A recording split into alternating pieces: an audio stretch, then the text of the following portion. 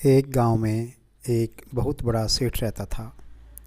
वह सेठ बहुत अधिक पैसे वाला था। आसपास के कई गांवों में उसका बड़ा नाम था, लेकिन इस सेठ को अपने पैसों का और अपने रुतबे का और अपने नाम का बड़ा ही घमंड था।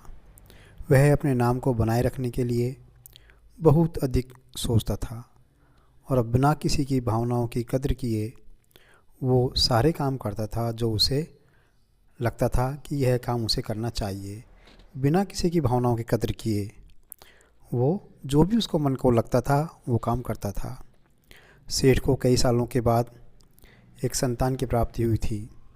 सेठ ने अपने इसी खुशी को मनाने के लिए अपने घर पर एक बहुत बड़ा कार्यक्रम रखा, जिसमें उसने आसपास के गांव के सभी बड़े बड़े लोगों को और सिर्फ ऐसे रिश्तेदारों को जो पैसे वाले थे उन्हीं को बुलाया था। पास के ही गांव में सेठ की खुद की सगी बहन भी रहती थी, क्योंकि इन दिनों उसकी आर्थिक परिस्थिति कुछ अच्छी नहीं थी, गरीबी के दौर से गुजर रही थी। इसलिए उसने अपनी बहन को इस कार्यक्रम में नहीं बुलाया। बुलाया इसलिए नहीं क्योंकि उसकी बहन उस टाइम गरीब की दौर से गुजर रही थी। सेठ ने जिस कार्यक्रम का आयोजन किया था वह इतना बड़ा था कि इसके अलावा उसमें इतने प्रसिद्ध और श्रीमंत आने वाले थे कि इस कार्यक्रम की चर्चाएं हर गांव में होने लगी। यह खबर उस सेठ की बहन तक भी पहुंच गई।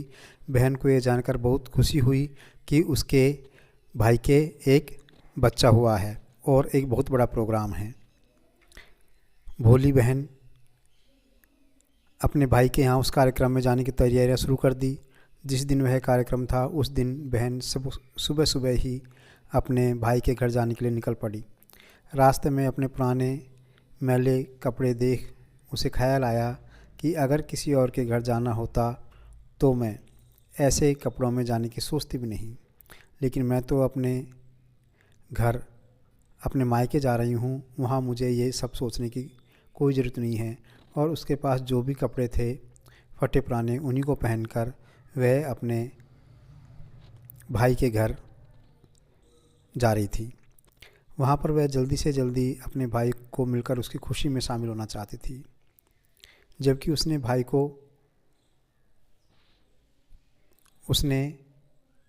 बताया नहीं कि वह आ रही है और उसके भाई ने उसको इनवाइट भी नहीं किया। वह तुरंत सीढ़ियाँ चढ़कर घर के अंदर प्रवेश कर गई। उसने देखा कि उसका भाई मेहमान के तौर पर आए सभी धनाढ़ और नामी लोगों का स्वागत करने में व्यस्त हैं।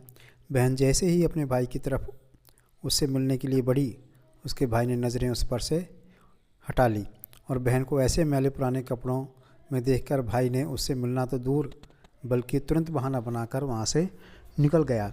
वह उसकी बहन से मिलना ही नहीं चाह रहा था, क्योंकि उसकी बहन बहुत ही गरीब थी और मैले कपड़े पहनकर आ गई थी। बहन ने सोचा इतने लोगों में बेचारा अकेला भाई क्या क्या करे, ज़रूर उसे कुछ काम याद आ गया होगा, इसलिए वहाँ से चला गया होगा। बहन बाद में अपनी भाभी से मिलने गई। भाभी ने उसका स्वागत किया और उससे खाना खाने के लिए आग्रह किया। बहन ने सोचा ठीक है, पहले खाना खा लेती हूँ, फिर बाद में आराम से भाई से मिल लूँगी। बहन खाना खाने के लिए पंगत में बैठ गई और जहाँ सब लोग खाना खा रहे थे बहन भी वहीं उन्हीं के साथ खाना खाने लग गई। सेठ भाई ने देखा कि अपने सभी धनवान मेहमानों के बीच उसकी गरीब बहन बैठी हुई, सभी कीमती पोशाकें पहने लोगों के बीच में उसकी बहन जो पुराने मैले कपड़े पहनकर बैठी थी, वह साहूकार से देखा नहीं गया। उसने अपनी बहन को अपने पास बुलवाया, उसे भला बुरा कहा और वहाँ से जाने के लिए बोला। बहन ने अपने सपने में भी नहीं सोचा था कि उसका भाई उसके साथ ऐसा व्यवहार करेगा, और वह भी उसके खुद के मायके में अपना अपमान होने के बाद बहन तुरंत अपने घर से ससुराल जाने के लिए चल पड़ी।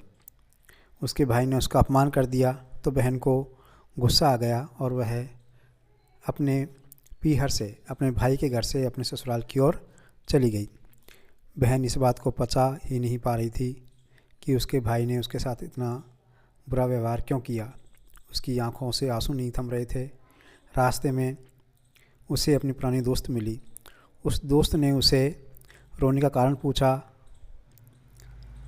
तो बहन ने उसे कुछ भी नहीं बताया, लेकिन दोस्त के बार बार पूछने पर उसने उसके साथ हुई सारी घटना उसे बता दी।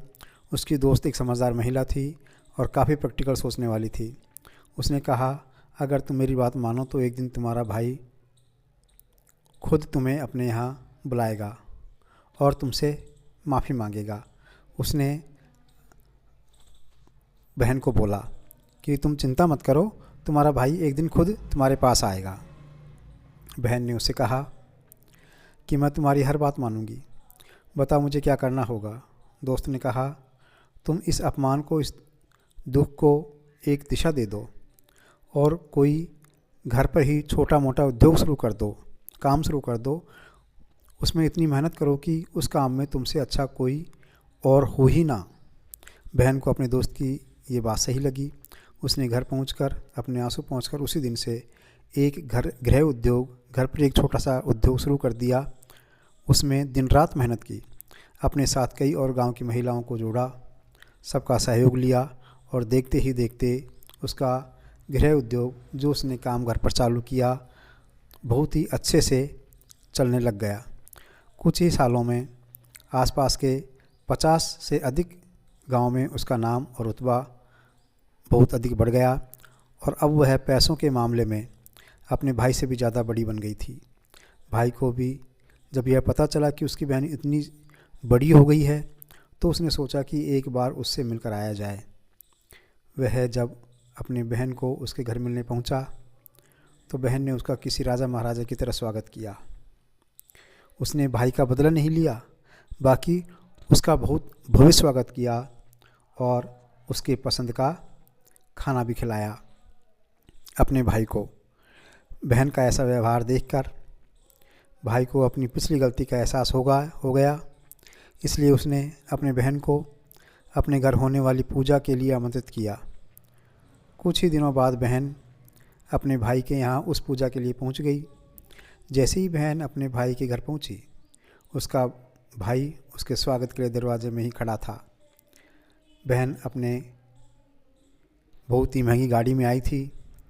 उसने बहुत कीमती साड़ी और उससे भी ज़्यादा कीमती गहने, जेवर, आभूषण पहन रखे थे।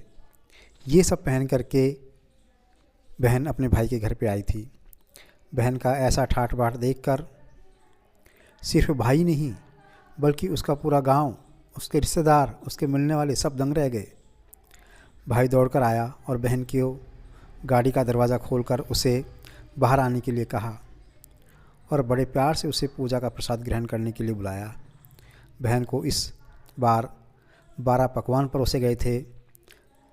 खाने में अलग अलग चीज़ें थी। चांदी के थाली में उसे खाना दिया गया था। वह साथ में एक सोने की चम्मच भी रखी गई थी।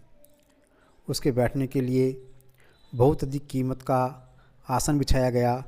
बहन को यह सब देखकर उसके वही पुराने दिन याद आ गए जो वह कभी गरीबी के दिनों में जी रही थी, जब भाई ने उसे बिना खाना खिलाई ही भला बुरा कहकर वापस लौटा दिया था।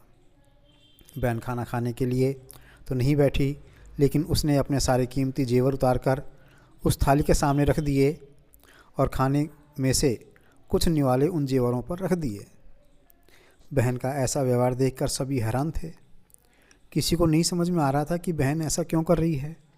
खुद खाना नहीं खा रही है जबकि उसके जेवरों को खाना खिला रही है। आखिर वह क्यों उन जेवरों को खाना खिला रही है, यह किसी को समझ में नहीं आ रहा था कि ये सब हो क्या रहा है। जब सभी ने उससे पूछा कि वह ऐसा क्यों कर रही है, तब बहन ने सबके सामने बताया कि आज जो उसका इतना मान सम्मान हो रहा है वह दरअसल उसका नहीं, उसके इन्हीं कीमती जेवरों और कपड़ों का हो रहा है, क्योंकि मैं तो अभी भी वही पुरानी सेठ की बहन हूँ। अगर कुछ बदला है तो वह मेरी परिस्थिति, मेरे कपड़े और मेरे गहने बदले हैं। मैं तो अभी भी वही सेठ की पुरानी बहन हूँ जो पहले थी। भाई ने अपनी गलती का एहसास होने पर इस बार अपनी बहन के पैर पकड़कर माफ़ी मांगी। बहन जो पहले भी अपने भाई से निस्वार्थ प्रेम करती थी, उसने अपने भाई को माफ़ कर दिया और उसे गले से लगा लिया। दोस्तों, पैसे सिर्फ हमारे जीवन को सरल बनाने के लिए हैं, जबकि रिश्ते जीवन में मिली किसी वरदान की तरह होते हैं। अगर उन्हें सच्चे मन से और निस्वार्थ भाव से निभाया जाए।